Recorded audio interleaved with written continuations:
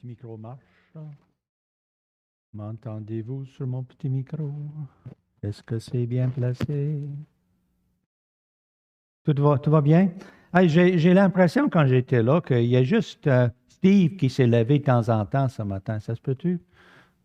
Si on se levait tranquillement, juste pour laisser circuler un petit peu le sang avant que je commence, peux-tu faire du bien? Peut-être, peux-tu venir faire quelques calisthenics? Non? Non? Un peu comme au camp Patmos. Et bon. On se réveille. J'entends de ce coin-là les... Oh, c'est René, là. Mais bonjour tout le monde. Bien content d'être avec vous aujourd'hui. Et puis, on a une belle journée. Est-ce qu'il y a des gens ici qui font des jardins? Qui fait un jardin? Oh, pas là! Bon, il y en a qui font des jardins. Avez-vous déjà commencé? Oh, trop tôt, hein? Ça a gelé. Oh, des petits chapeaux. Bon, mec. Leçon de jardin.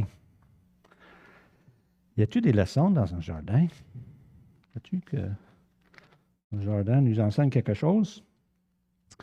Qu'est-ce que Jésus a fait dans la vie avant de commencer son ministère? T'es sûr, là? Charpentier? Il pose. Ah oui, je pense que oui, on est tous d'accord avec ça. Charpentier. Mais Jésus avait des frères et des sœurs. C'est pas tout le monde qui savait ça, là. Je rencontre bien du monde. Ah, c'est une surprise quand je leur montre que Jésus. Il y avait au moins 7 dans la famille. Donc, un s'appelle Jacques. Et puis, Jacques, c'est le frère de Jésus. Et on croit qu'il y avait 3 Jacques. On croit que c'est Jacques qui est aussi l'auteur de l'épître de Jacques, qui était le frère de Jésus. Mais qu'est-ce que Jacques a fait dans la vie?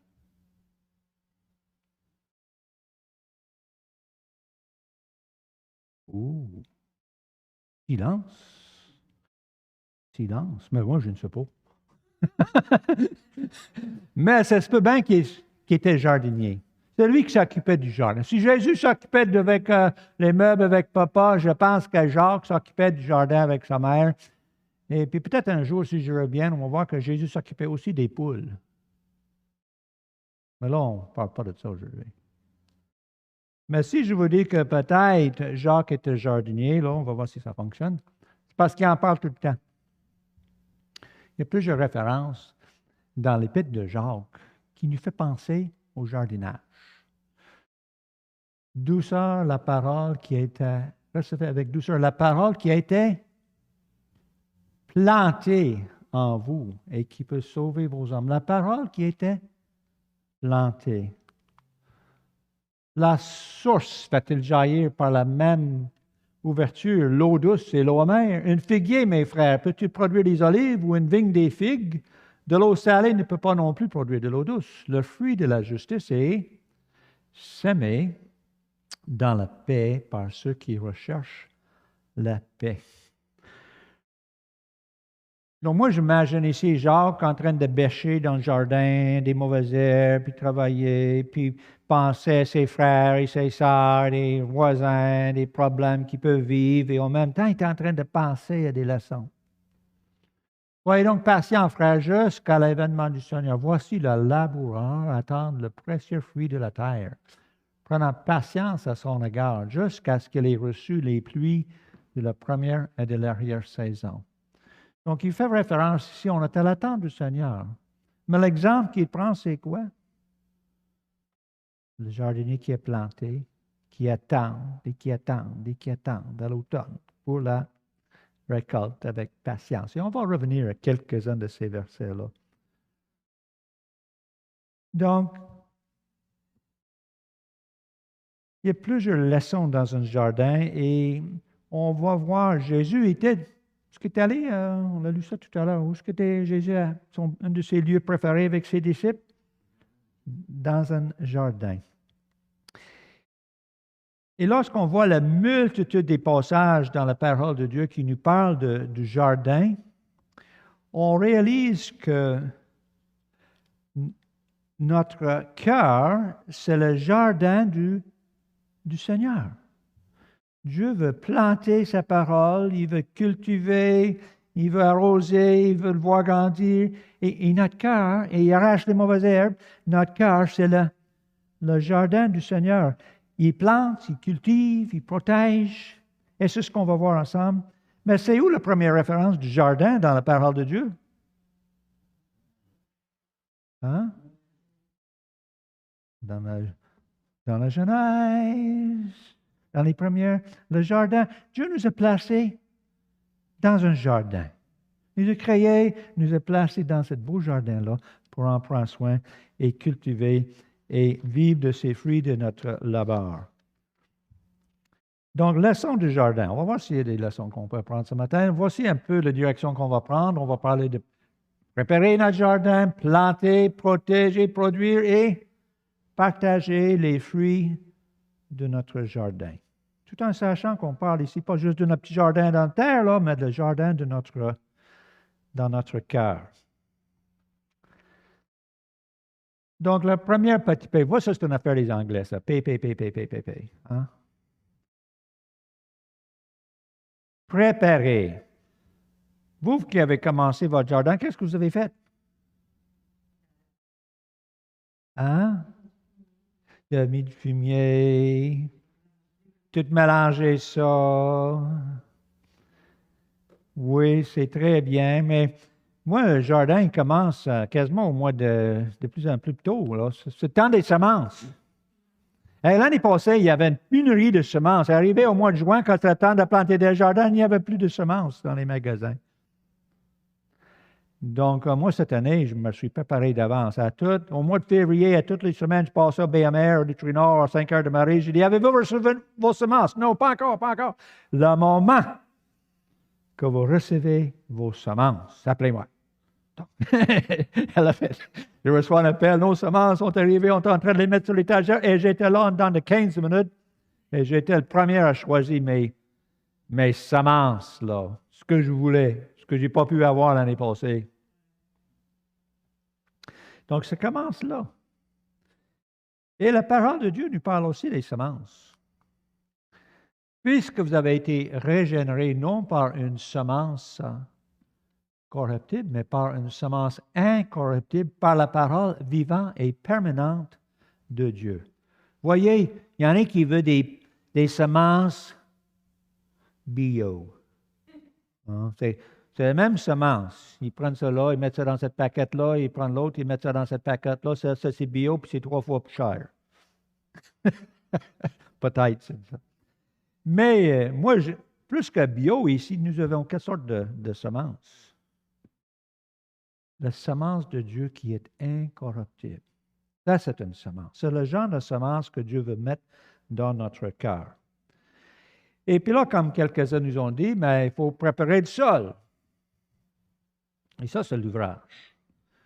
Mais moi, je le fais de même. Fumier.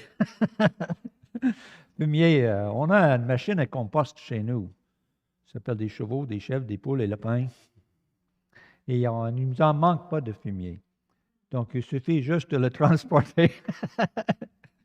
Donc, ça, c'est l'année passée quand même. Donc, on met dans l'engrais dans notre... Et puis là, moi, je suis lâche un peu. Donc, je fais venir le gros tracteur avec le broyeur en arrière. Et puis, on fait tout mélanger ça, la terre, le fumier, puis la terre qui était dure. Puis, on fait tout brasser ça, puis ça vient... On marche là-dedans, puis on cale quasiment après lui passe. Le sol est bien, bien, bien préparé. Le parabole du semeur nous parle de la préparation du sol. Pas nécessairement la préparation, mais il nous parle de différentes sortes de sols. On n'irait pas nécessairement dans la lecture de cette parabole-là. On le trouve en Matthieu 13, on le trouve dans les évangiles. Mais nous savons que le semeur, il dit le semeur est parti pour semer. Il y a des graines qui ont tombé dans le chemin. Il y a d'autres graines qui ont tombé dans les endroits pierreux, d'autres dans les épines et d'autres dans la bonne terre. Et là, les disciples, ils ne comprennent rien, donc Jésus s'assoit avec eux, puis il les fait comprendre. Mais c'est quoi la parole? C'est quoi ce qu'ils sèment? Ils sèment l'Évangile. Il sème l'Évangile. Le semeur s'en va et c'est notre responsabilité de s'aimer. Mais quand on le sème de même, là, il y en a qui tombent. Moi, j'ai tout ça chez nous. J'ai les chemins, j'ai endroit pierreux, j'ai des épines, j'ai des bonnes terres, j'ai tout ça là. Donc, la graine qui tombe sur le chemin, mais j'ai des petits canards sauvages qui voient ça, là. Ils arrivent et puis je nourris mes canards, les petits oiseaux des corneilles. Donc, ça n'a pas poussé. Ça n'a pas eu de chance à pousser. Ça a mangé. Les endroits pierreux. Mais il nous dit que dans les endroits pierreux, ça prend racine assez vite, mais aussitôt que la chaleur, aussitôt qu'il y a un petit peu de persécution, hey, tu n'es pas baptiste. Toi, là, l'Église baptiste avec les autres, tu es rendu dans un sac, là. Mais il y a bien du monde, quand ils entendent ça, oups là, on sort, on recule. Oh, non, non, non, non, non! Je ne vais pas là, moi, non, non, non, non, je ne connais pas rien de ça, là. Donc, il y a des gens qui germinent. Ça pousse un petit peu, mais aussitôt qu'il y a un petit peu de résistance, de foi, de persécution, quoi que ce soit, hop, ça ne pousse plus. Et puis il y en a d'autres qui tombent dans les épines. Et qu'est-ce qu'il dit au sujet de ça, Jésus? Ceux qui sont tombés dans les épines, ils ont bien grandi, mais les soucis de la vie, les angoisses, le travail, on vient tellement occupé dans les... que la petite graine qui était plantée, qui avait commencé à pousser, se fait complètement étouffé et puis il ne produit pas des fruits. Donc voilà l'importance de la bonne sol. Et puis dans la bonne terre, mais la semence qui est tombée dans ça, la terre qui avait été travaillée, enlever des roches, arracher les épines, bêcher, mélanger, cette sol-là, mais quand le grain tombe là-dedans, ça pousse. Et le petit grain de blé qu'on a, ou de blé d'Inde, bien 5-6 pieds d'eau. Puis quand ça tend des époussettes de blé d'Inde, ils sont là, ils sont bons, mais on mange ça. C'est merveilleux. Une petite graine en fait des 60, 30, 100. C'est merveilleux. Donc, si on parle de l'évangélisation dans ce texte-là, on voit que c'est important de bien cultiver le sol. Moi, je connais des personnes qui représentent tous ces sols-là. J'ai des gens à l'heure actuelle, il y a un monsieur qui est venu chez nous il y a une couple de semaines. J'ai des aumôniers, il venait de loin, il venait acheter des chèvres. J'ai dit, moi je suis aumônier, j'enseigne des fois la parole de Dieu. Ah, mais je viendrai chez vous, mais tu ne me parleras pas un mot de ça. Tu n'essaies pas de me convertir. Oui, monsieur. Quelle sorte de sol que c'est ça? J'ai une autre madame que je connais à l'heure actuelle, quand j'essaie de parler de l'Évangile, elle fait ça. Parle-moi-en pas. Parle un peu pareil. Mais ce qu'on doit faire, là, c'est de tranquillement développer une relation avec ces personnes, qu'on enlève les racines, les ronces et les roches. C'est notre responsabilité de cultiver les relations avec des gens autour de nous pour qu'ils voient en nous quelque chose qui est différent, qui est bien et qu'ils désirent avoir. Et là, leur terre, tranquillement, se fait tourner, broyer, et ils sont prêts à recevoir la parole. Et c'est là que ça va grandir. 30, 60, 100. Donc, on voit ici que on est préparé et c'est le temps de planter. Qui a déjà planté quelque chose? Vous avez planté. Moi, mes patates sont plantées, ça fait une semaine et demie. Heureusement, mes autres choses ne sont pas plantées parce qu'il a fait 3 nuits qui gèlent. On va parler de ça aussi. Mais c'est le temps de planter. Et comme on a dit, Jacques, tout à l'heure, on plante. Voilà la petite patate.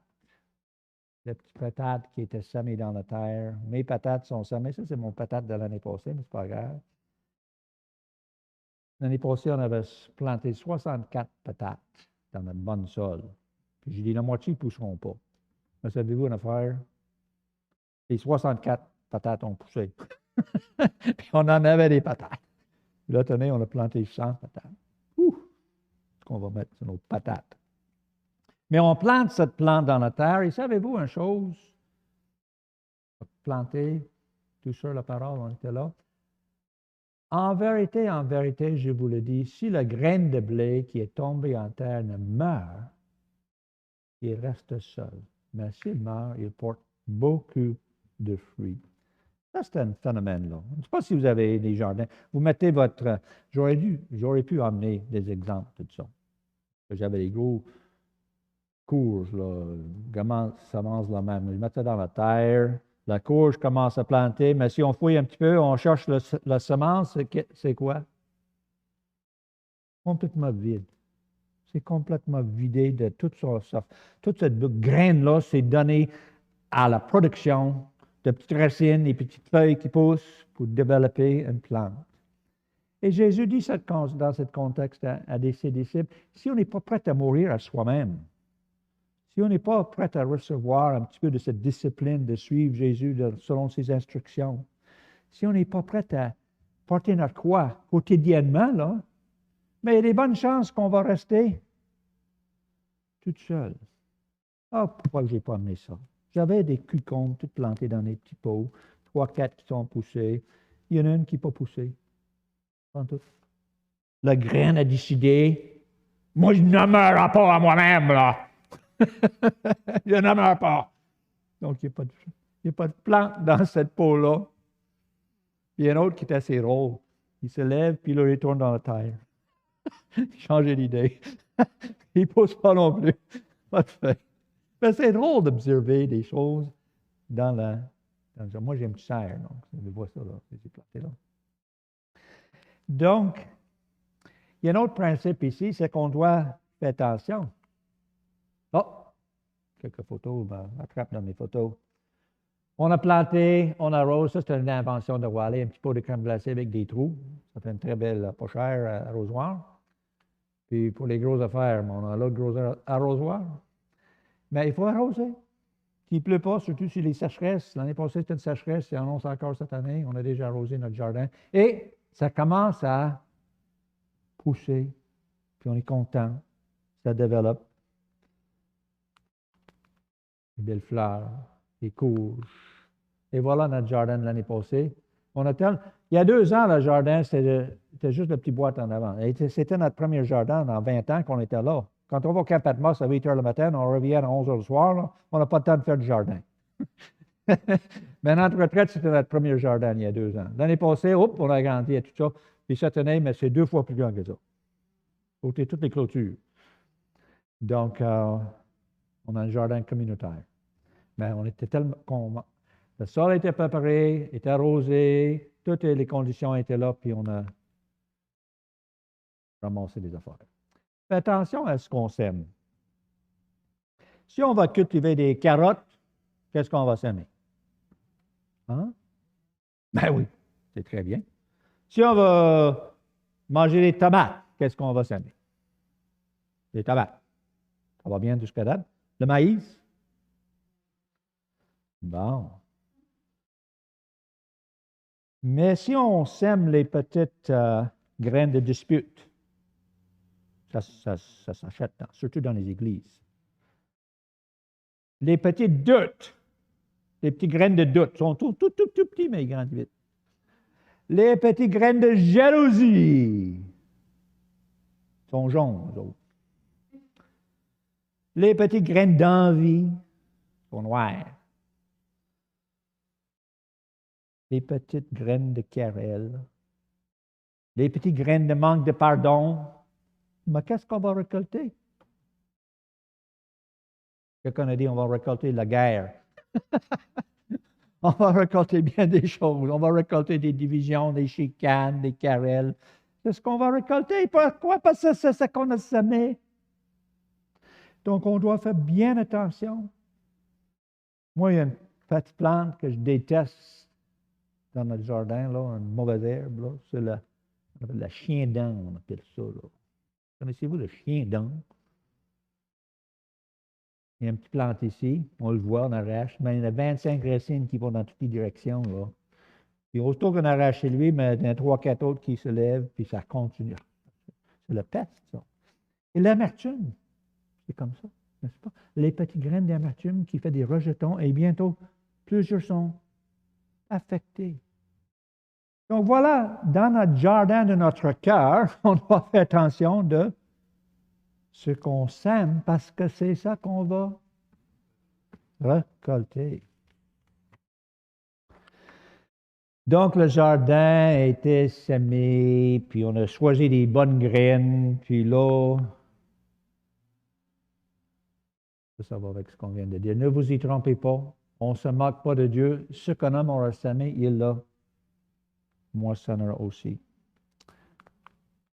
Protéger notre jardin.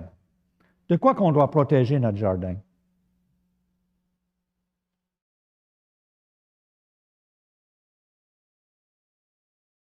Mais un qui est très évident dans ce temps-ci, là, c'est le gel. Hein? C'est pas le temps de planter un jardin. Ça, c'est l'avant-jardin. Ça, c'est notre jardin au mois de mai l'année passée, quand même, fin d'avril. Ça a fini par fondre. Mais vous voyez, cette année, tout le monde a semé de bonheur. Puis là, il fait 3 nuits qu'il gèle. On était chez des amis hier, puis des belles vivaces ont viré noires. Les fraises, les bleuetières dans notre coin, là, c'est la panique, parce que les bleuetières étaient toutes en fleurs. Et puis quand ça gèle, mais la fleur est affectée, mais qu'est-ce qui va arriver? Il n'y aura pas de petits bleuets. Donc, il faut...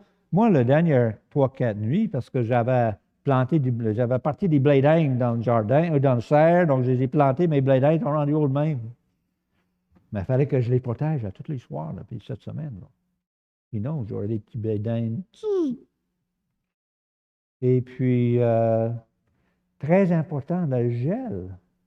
Protéger notre jardin du gel. Est-ce que vous voyez quelque chose, là? Est-ce que vous avez déjà semé des patates? Il y a un grand nom, il est long le même, le nom pour cette bébite, mais moi, je l'appelle la bébite de patates. Si vous avez 10 patates, vous avez ce bébite, je ne sais pas d'où ça vient, mais ils vont être là. Et puis, si vous ne contrôlez pas cette petite bébite-là, mais ils pondent les œufs, et les œufs, ils finissent par s'ouvrir, puis les petits vers, et ils mangent toutes vos feuilles de patates. Donc, moi, là, j'avais horreur cette bébite-là. Puis, ils sont tellement durs, les poules, ils ne mangent même pas. J'étais là avec des pinces. 3 fois par jour, je descends mes rangées de patates et je vois, oh, pating, pating, pating. Avant qu'il y ait tant de pondre, là, il est écrasé. Parce que moi, je veux manger des patates. Je ne partage pas avec lui, là. Et il y a bien les corneilles, mais moi, les corneilles sont rouges chez nous, là. Les poules dans notre salade. On a dû protéger ça avec ça. Cette année, c'est des chèvres. Aussitôt qu'ils sortent, mes 2 bébés chèvres, ils sont directs sur les framboisiers. Ils n'aiment pas pourquoi ils aiment les feuilles de nos framboisiers, mais oh, wow! Il faut protéger notre jardin si on va manger quelque chose à la fin de l'année. Et il y a surtout des mauvaises herbes. Moi, je crois avoir une moyenne d'au moins 15 sortes de mauvaises herbes chez nous, là, dans le jardin. Je ne les ai pas plantées, mais elles sont là et ils poussent.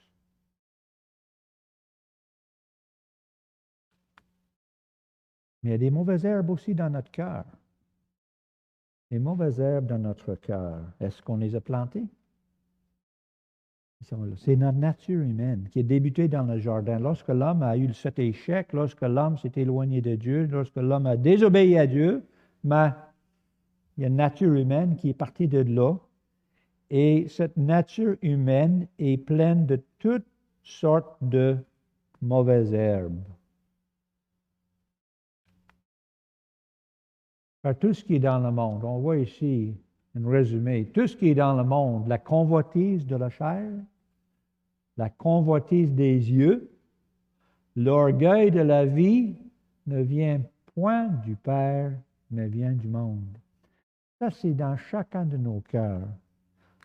Même ces choses-là. Mais c'est du cœur que viennent les mauvaises pensées, les meurtres, les adultères, les impudicités, les vols, les faux témoignages, les calomnies. Ça, c'est des mauvaises herbes qui pousse tout seul dans notre cœur. Savez-vous, là, chacun de nous ce matin, chacun de nous, là, nous avons chacun de ces graines de mauvaises herbes dans notre cœur. Ils sont là. La chose, c'est qu'on ne veut pas qu'elles enracinent. On ne veut pas qu'ils grandissent, qu'ils développent. Vous voyez, j'avais un petit modèle avec moi ce matin. Là. Moi, j'ai tout travaillé. Vous avez vu le gros ouvrage que j'ai fait dans mon jardin, le gros tracteur. Mais voilà ce qui se pousse pareil. C'est reste. Un exemple des mauvaises herbes. Non, ce n'est pas si mauvaise que ça, c'est une plantaine. C'est très bon, une plantaine, mais dans la bonne place, mais pas dans mon jardin. Mais vous voyez, quand c'est petit comme ça, c'est facile à arracher. Pling! Mais si tu donnes ça 2-3 semaines pour enraciner, ça va prendre une pelle mécanique à sortir ça, là. C'est l'ouvrage à sortir ça quand c'est bien enraciné. Les pissenlits, là, on coupe la tête, mais ils longuent même la racine, puis ça repousse.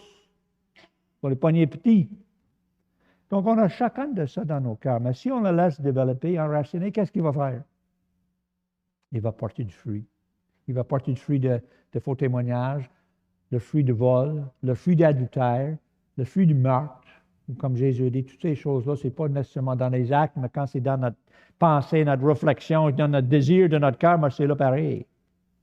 Et on est tous affectés par ces choses-là. L'année passée, c'est la guerre aux mauvaises herbes chez nous, là. Moi, j'arrache. Là, je n'ai pas commencé encore parce que tout est semé, mais on voit le mauvais herbe, mais on ne voit encore pas la bonne herbe. Donc, on va attendre un peu que ça pousse pour être capable de garder le bon. Puis même l'année passée, là, j'ai offert 5 cents aux enfants qui venaient chez nous. 5 cents la mauvaise herbe. Je ne me suis pas fait faillite. J'arrache à mesure. Il n'y en a pas de mauvaise herbe. Donc, on voit l'importance ici, c'est de garder notre cœur. Si notre cœur, c'est le jardin du Seigneur, si on sait que toutes ces mauvaises réflexions sont là, c'est pas ça qu'on va planter dans notre cœur, mais on doit garder notre cœur plus que toute autre chose, car de lui viennent les sources de la vie. Tout ce qui est dans notre cœur tout ce qui est nourri va finir par refléter qui nous sommes.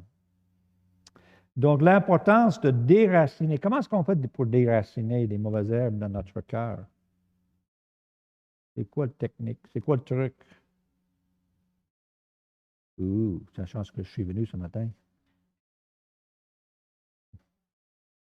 Et repentance, reconnaître.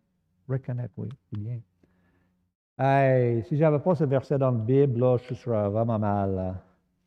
Mais on a cette promesse. On a cette promesse. Si nous reconnaissons, si nous confessons notre péché, oui, encore, Seigneur, c'est moi qui ai refait ça encore.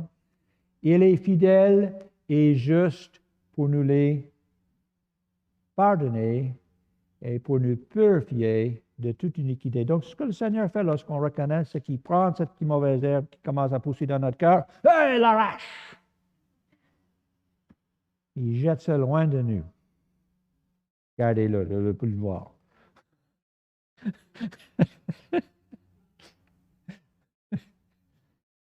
Donc, c'est ça, là. Le Seigneur veut garder notre cœur pur. Il est prêt, il est là à tous les jours pour arracher les mauvaises herbes à mesure qu'ils poussent, pour qu'ils ne s'enracinent pas, pour que notre vie ne soit pas une réflexion de mauvaises herbes. Mais c'est à nous de reconnaître, de confesser, de demander pardon, et il nous arrache, il nous purifie de toute iniquité. Chez nous, cette année, on va perdre de batterie ici. On s'est fait une petite serre. J'aime tellement ça. On a fait l'automne passé, mais printemps, de bonheur, on a commencé toutes nos petites plantes, nos petites tomates, nos petits concombres, nos salades, on toutes là-dedans dans notre tente qui arrête de geler. Parce que dans une serre, dans une forme, c'est un environnement protégé. Il est protégé du froid. Ben, ici, ça prend un petit chauffage la nuit, là. Mais du vent. Souvent, je suis là-dedans, là, et puis, il y a des petites plantes qui poussent. Et puis, C'est le fun, ça, c'est 2 semaines, c'est fauteuil, des fraises, là, j'ai des fleurs, puis des petites patentes qui poussent, là. Mais c'est un lieu, c'est un lieu, une serre, c'est un environnement contrôlé. C'est un peu une église. Une église, c'est comme une serre. Une serre, c'est une place qu'on peut venir et être en sécurité, un refuge. J'étais là-dedans, je ne sais pas si j'ai une photo de ça, le petit vieux, là. Oui, il est là, le petit vieux. J'étais là-dedans, puis préparer mon message il y a une couple de semaines, parce que j'avais déjà enseigné ça ici une fois à Alma. Et tout à coup, là, il s'est mis à tonner dehors, le ciel est venu noir, il y a de la grêle, la passion en avant était blanc. Mais moi, je suis dans la serre, ma Bible, réflexion, puis ça bien. Protégé de tout cet environnement-là. Vous, la majorité, vous partez dans le monde tous les jours pour aller travailler, puis vous tombez vraiment dans un monde avec les histoires, les blagues, le langage. Oh! On revient. Puis on charge nos batteries à l'Église, où on est en sécurité, on est bien, on partage le même désir, on partage le même désir de marcher avec le Seigneur, puis on s'encourage mutuellement. Ça, c'est une serre. La serre du Seigneur, c'est l'Église. Ainsi donc, quand vous avez reçu le Seigneur Jésus-Christ, marchez en lui étant enraciné et fondé. On va faire les cours, le principe fondamental que tu mentionnais tout à l'heure. D'être fondé dans la parole de Dieu et affermi par la foi d'après les instructions. Je suis encouragé de voir Paul Thériault qui donne encore cette cours-là 25 ans plus tard. Fidèle au poste, maître et son disciple. Affermi par la foi d'après les instructions que vous avez été données et abondé en actions de grâce. Mais on vient à l'Église, on vient dans la serre du Seigneur pour être affermi, encouragé dans notre foi, qu'on puisse grandir et porter des bons fruits. Donc, notre jardin a été préparé, planté, protégé. Là, on fait quoi, là?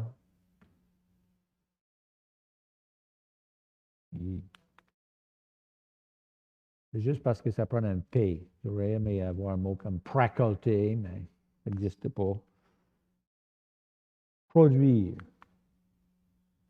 Il dit encore, il est du royaume de Dieu comme quand un homme jette de la semence en terre, qui dorme ou qui veille nuit et jour, la semence germe et croît sans qu'il sache comment. Moi, j'aime ce verset-là. Il parle de la vie spirituelle aussi. La semence tombe dans la terre, puis ça commence à grandir. Et Paul a dit, moi, j'ai semé, Apollos a arrosé, mais c'est qui fait croire? C'est Dieu qui fait croire. Et même ici, même dans notre jardin, ce n'est pas moi qui fais croire.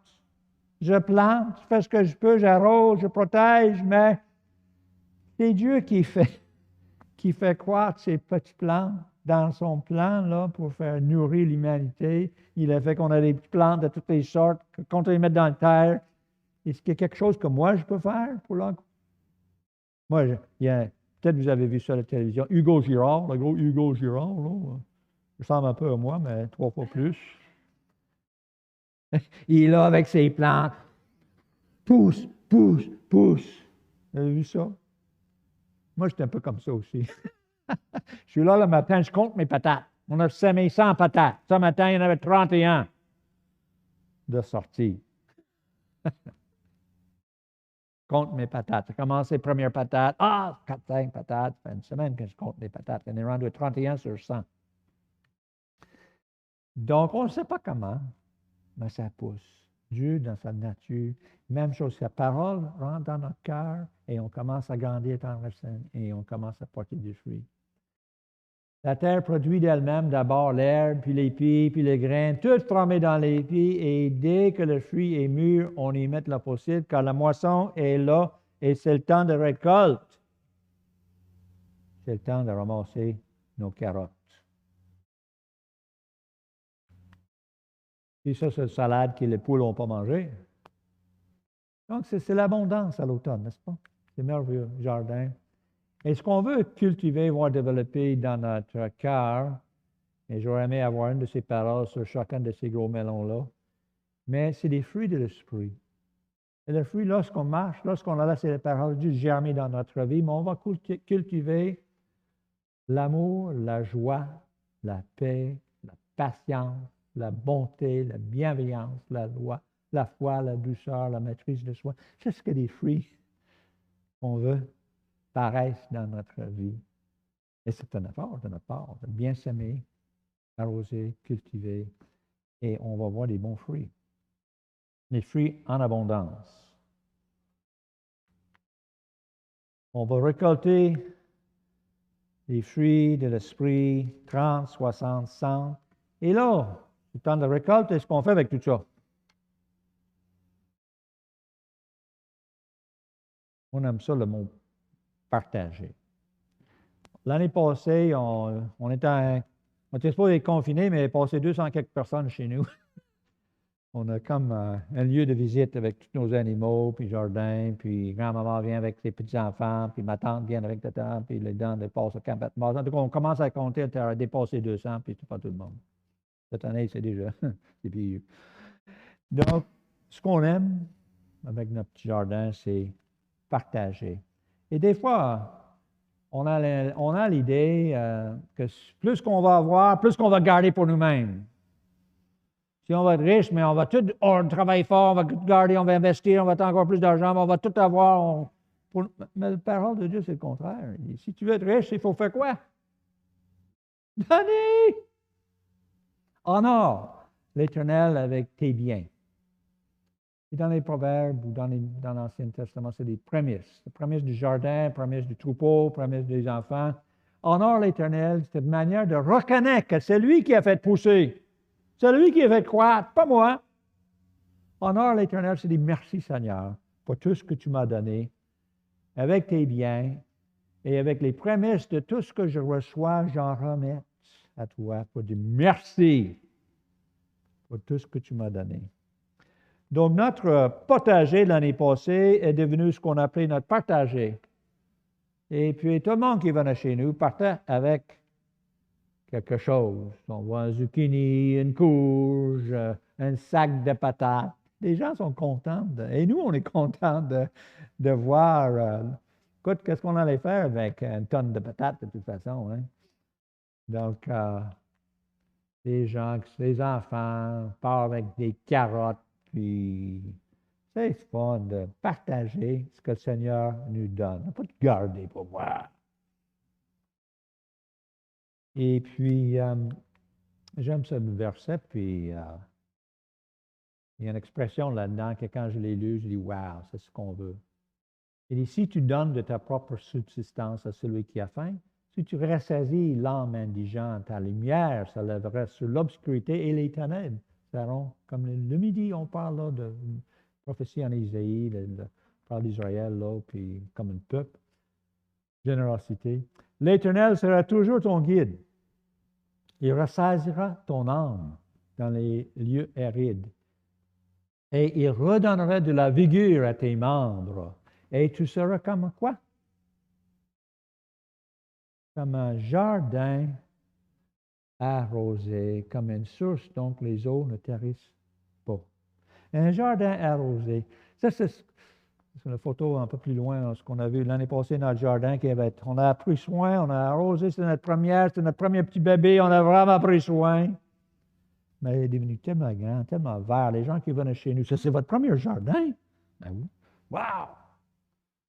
Donc, un jardin arrosé. On veut que notre vie ressemble, et notre Église ressemble à un jardin arrosé qui porte des fruits et qui porte des fruits et qui porte des fruits. Donc, notre cœur, c'est le jardin du Seigneur.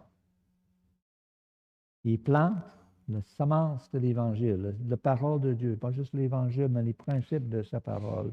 Il plante ça dans notre cœur. Il arrose. Il y a des gens qui l'arrosent. Il prie pour nous. Il prend soin de nous. Il nous protège du monde et il enlève les mauvaises herbes. Et son désir, c'est qu'on devienne cet jardin arrosé qui porte du fruit. Peut-être vous avez un verset préféré aussi sur le jardinage. On a le temps, là. Je ne sais pas quelle heure on finit. 11 heures. On finit à quelle heure? 11 heures? 11h15. Eh, on a le temps. Et avez-vous ceux qui sont des jardins ou qui aiment la parole de Dieu? Y a-t-il une verset? Il doit y avoir certainement quelqu'un qui connaît le psaume 1 par cœur. Silence. Oui, OK, Cassade. Oui. Ouais, pas juste savoir, mais je veux l'entendre. L'homme qui ne marche pas selon le conseil des méchants, qui ne s'arrête pas sur la voie des pécheurs, et qui ne s'assied pas en compagnie des moqueurs, mais qui trouve son plaisir dans la loi de l'Éternel et qui la médite jour et nuit. Il est comme un arbre planté près d'un courant d'eau qui donne son fruit en sa saison et dont le feuillage ne se flétrit point, tout ce qu'il fait lui réussit. Il n'en est pas ainsi des méchants. Ils sont comme la paille que le vent dissipe. C'est pourquoi les méchants ne résistent pas au jour du jugement, ni les pécheurs dans l'assemblée des justes. Car le Seigneur connaît la voie des justes et la voie des pécheurs mène à la ruine. Hey, merci. Ça, c'est le passage. Ouais. Il n'y a pas de meilleur passage sur le jardinage que le psaume 1. Y a-t-il d'autres partages? La semaine passée, il y a 2 semaines, je ne l'ai pas fait aujourd'hui, là. Mais j'avais amené avec moi les petits pots de tomates, petits pots de courge, puis j'avais donné ça à ceux qui voulaient, qui faisaient un jardin, puis tout le monde est venu chercher leurs petites plantes. Mais là, j'ai dit, OK, les principes qu'on a vus ce matin, là, préparer, bien planter, protéger. À l'automne, on va venir avec vos fruits de vos petites plantes de tomates, puis de courges, de concombres, puis de salade et voir, si vous avez compris. J'ai reçu un message cette semaine de téléphonique, son petit concombre est mort. Il est gelé. Il n'est pas protégé. Vous voyez, c'est le fun, là, de voir que malheureusement, je n'ai pas amené ça, mais j'ai quand même offert à ceux qui voulaient ma petite plante de plantaine, là, qui est très bon pour la santé en passant. Donc, j'ai hâte de voir avec des dizaines de petites plantes que j'ai données à des jardiniers à Alma, qu'est-ce qui va revenir à l'automne? Zucchini, concombre, tomate, si le Seigneur va permettre de voir porter du fruit. Donc, voilà. Notre cœur, c'est le jardin du Seigneur. Garde notre cœur plus que toute autre chose, car c'est lui viennent les sources de la vie. Et puis, on veut marcher, grandir, enraciner, fonder dans sa parole pour porter du fruit, des bons fruits, des fruits de l'esprit en sa saison. Tu termines, Dominique, avec un mot de prière? Pour ce matin, on puisse vraiment avoir des cœurs réceptifs, que la parole puisse croire dans nos cœurs. Et on puisse vraiment garder cette image à l'esprit tout au long de la semaine, tout au long de la belle saison qui s'en vient. Donc, Jésus. Amen. Amen. Merci beaucoup. Plaisir d'être avec vous ce matin. Et puis, oui.